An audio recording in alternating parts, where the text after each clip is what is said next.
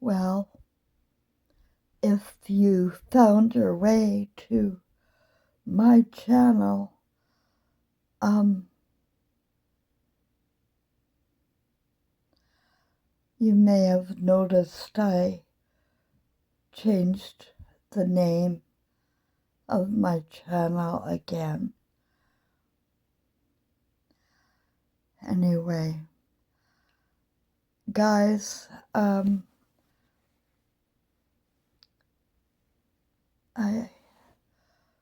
I can't cope. I can't cope with something. You know, I have been through hell my whole life, really,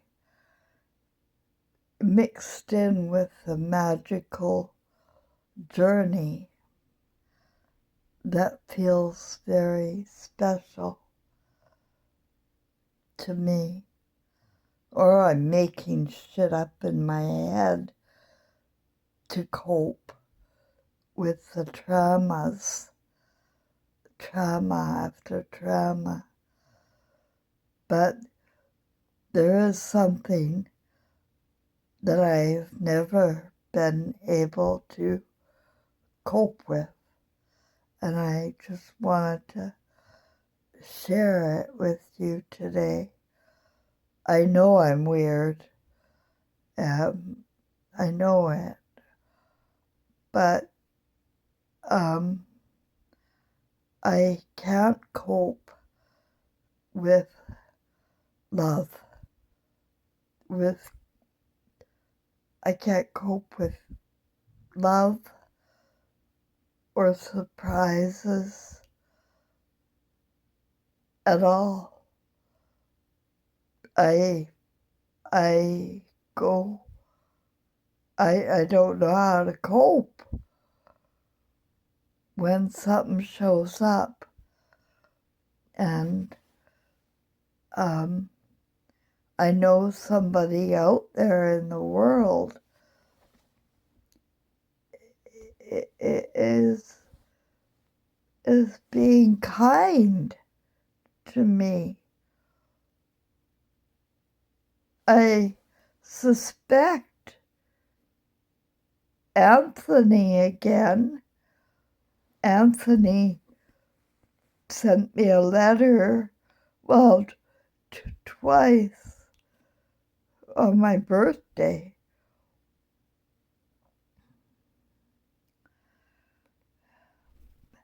These showed up last night, with a long black winter coat that is the most beautiful coat, most beautiful long jacket for Quebec winters that I won't have to wear ski pants because it's a long winter coat. And these boots, you know, just showed up from Amazon. And I'm in Canada, but I don't think these came from Canada or China.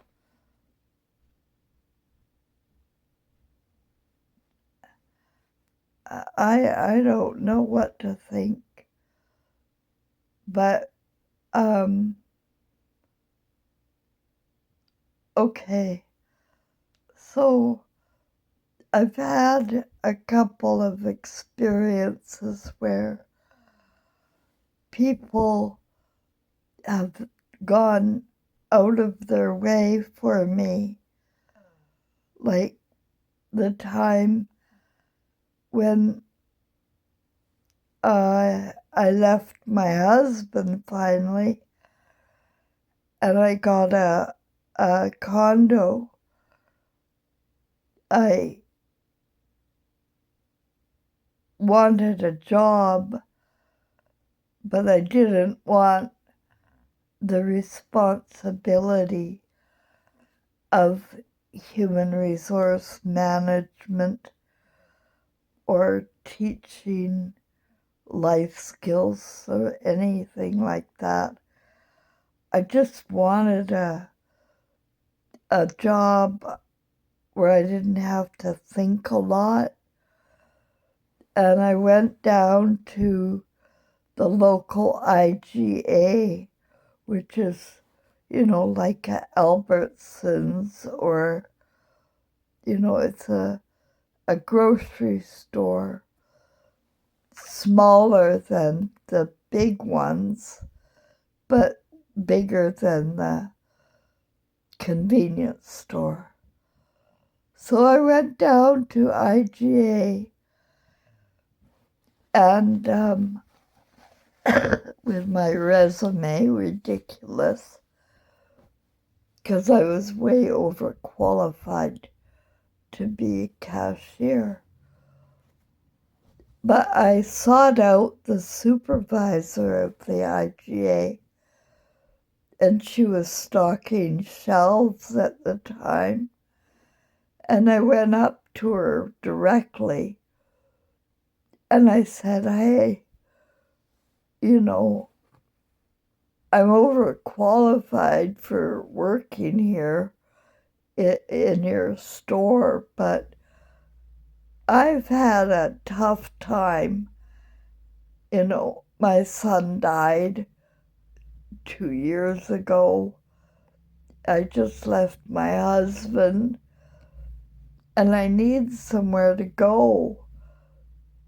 And I wonder if I could come here and work for you. And she smiled and got up off her knees because she was stocking shelves. And she shook my hand and she said, I'd love it if you joined us. So I became a cashier. I worked at Max Milk when I was a teenager, so, I wasn't completely dumb about it, but they hired me for the summer at IGA. And at the end of the summer, I was getting sad that I was leaving.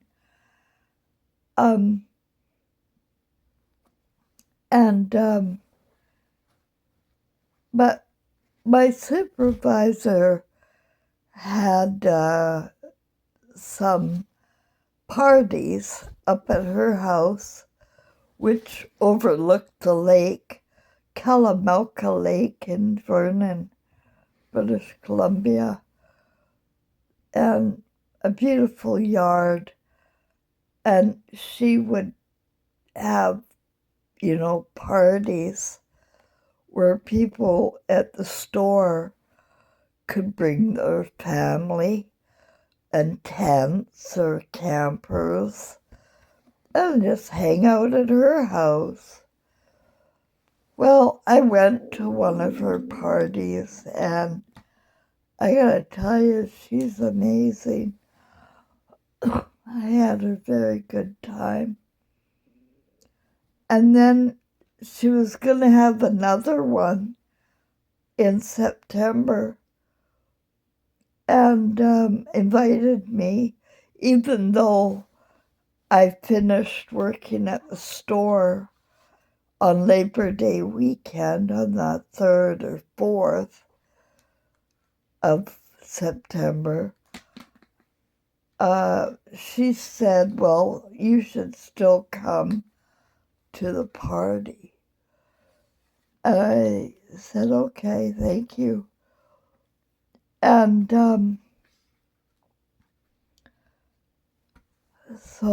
but I was a bit depressed and I thought, well, you know what? I don't want to be a wet blanket over there. And so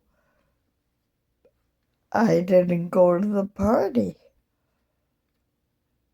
And I didn't phone. I just assumed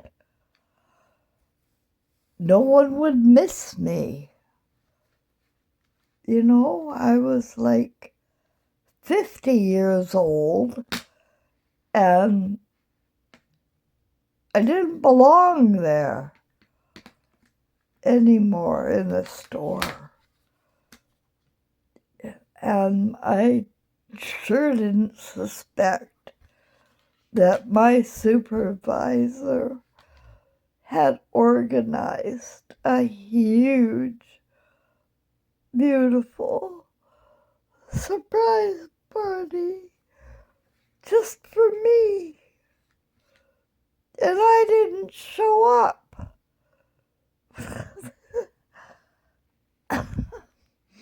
I didn't even find out for a month until I was downtown and I ran into a gal from IGA and she told me that party was for you.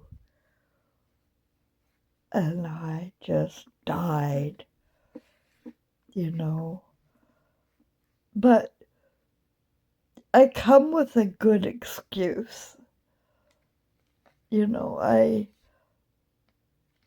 have been unloved my whole life, starting with my mom. And then in grade 2,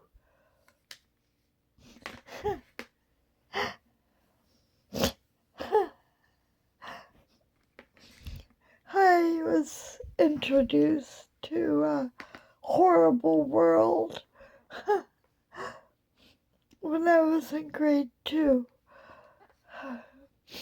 I'm not going to get into it, but trust me, I was not loved. I've been targeted, but not loved. And so that's why, you know, some people can't cope. And if you're the type that gives, like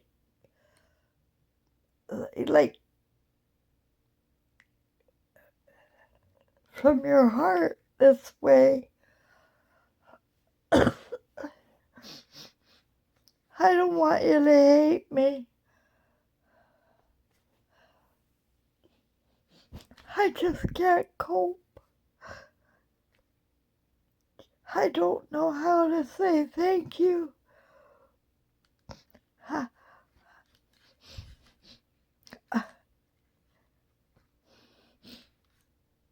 I am going to be evicted from my apartment because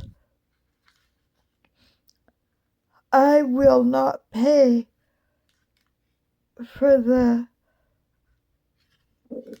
toilet that he left me with when I was in heart failure. I have such problem with my toilet and no water pressure, and my landlord wouldn't help, and I had to get out, and I went to a hostel, you know, where you sleep in a capsule. And at the time I was still having a lot of heart failure symptoms, but I had to get out of here. So I reduced my rent that much by $350. I didn't pay. And he can evict me.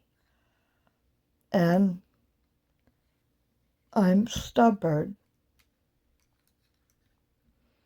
I'm very stubborn. And he can evict me. And he did. I got the doorbell rang, yesterday morning or the other morning. Ding dong. It wasn't yesterday. But I hate doorbells ringing or doors knocking. You never know who's there. It's never good news. So I tried not to answer, but whoever was there was persistent. I went and I opened the door. There was this old man with his big paperwork. You know, obviously some kind of a server, sheriff or something in my neighborhood. Madame, in the French. I don't understand. But he's talking really loud. All my neighbors can hear him. Blah, blah, blah, blah, blah, blah, blah, yeah, yeah, blah, blah, blah. And I'm thinking, oh my God, everybody knows I'm being evicted. That's what this is. I'm being evicted. And he handed me the paper. And sure enough, it's for a hearing or something. I don't know. I haven't read it closely. But it looks like it's all in French, you know. So, whatever. I can cope with that. I'm used to people shitting on me and getting away with everything. Robbing me, raping me, murdering me, throwing me away, and then blaming me for that. That's what I know. This is just a ramble because I don't know how to cope. But I know how the world works. And whoever sent them to me,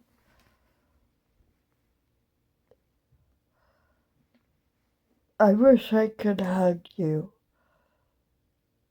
I wish I could cope better because they are so appreciated. They are so beautiful. They are beyond anything I've ever bought for myself. I've never bought boots like this or a jacket like that, long black. It's gorgeous. I'll do a dance in it later, maybe. I am getting better. My heart failure, I'm switching up my medication now. I don't have to take as much. And I'm switching from the THC to CBD because I'm ready for that.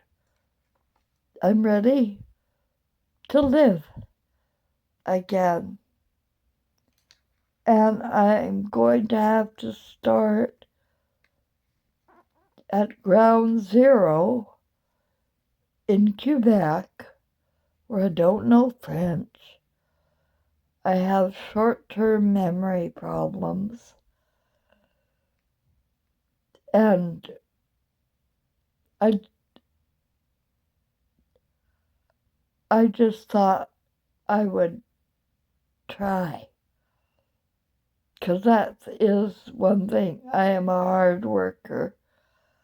And I always, in my career as a professional, I always pick myself up, dust myself off, and carry on. And that's what I know how to do. So that's what my plan is. Somehow find a way to fit in. And because I'm surviving. And if you're not planning on dying, you better plan on living. People don't plan to fail, but they do fail to plan. And I am all about setting goals and focus, and I have my goals.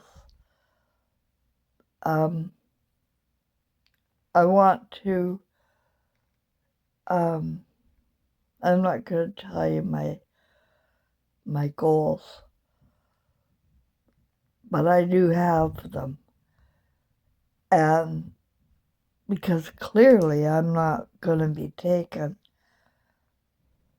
We are in a war, and people are going to be, seriously injured or dead because of greed and perversion at the top. And it's trickled down. People are angry and they're losing. And, it's hard on everybody. I've had 9 years of knowing what is coming because of the beings of light and my deceased son and everything. My story is real.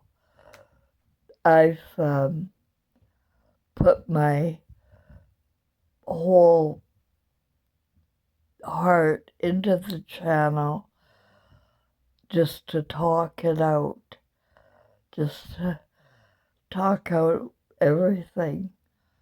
And that's all I'm doing today. If you got this far, that's weird. But I thank you.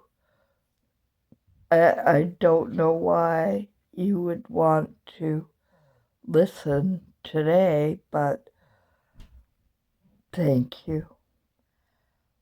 Sometimes just sitting with somebody and not saying a word is the best gift in the world. It's just to listen. Well,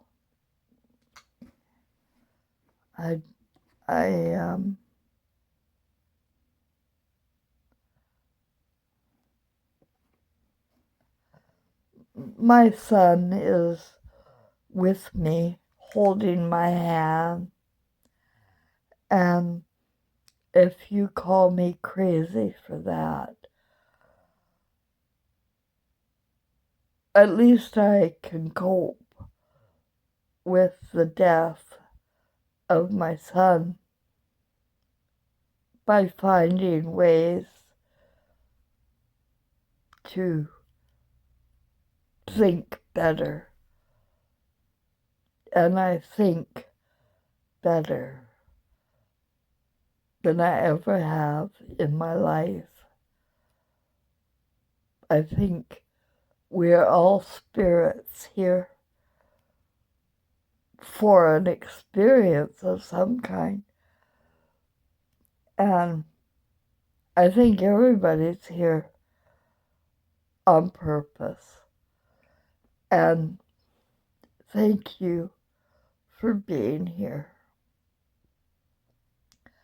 Thank you for listening today. Bye for now. and thank you.